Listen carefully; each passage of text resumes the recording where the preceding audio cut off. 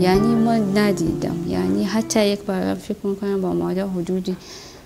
چیزی 30 خردی ازدواج کرده اونها، ولی هیچ وقت مادر گفته که من هیچ وقت به من نگفته مثلا یک لیوان آب برایم بیاری، یعنی هیچ وقت کسی مثلا ما که بچه‌شون هستیم بعضی اوقات اگه میبینیم اتاقشون نمیدونه یه چیزی میرم یکم جمع میکنه، ولی میگه که چرا زحمت که نمیدونم، میگه که نه خودمون من انجام میدم. حتی یک وقت بود پدر خودشون لباسشون میشورن بعد از اینکه، ولی بعضا میرن تفسیر میکنن، نمیدونم چیزی نمیدونن درس میخوانن، درس میدن، یعنی سرشون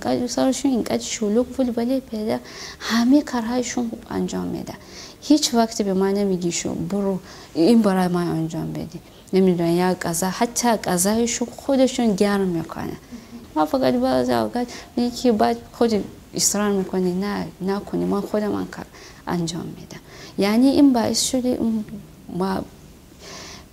جوری که مثلا حتی برادران ما نه، یعنی یه جوری تربیت شدن که مثلا خب فهمیده بودن، چون الان خودشون میبینن که پدر هیچ وقتی به مادر نمیگه که برو این کار بکنی، لباس هم بشوری، این کار بکنی، آب بیارین، هیچ وقت نمیگن. حتی برادران ما نمیدونن غذا درست میکنن، کارهای خودشون انجام میدن، به خاطر چیزی همون زندگی که بین پدر و مادر دیدن ها خیلی الگو گرفته بود.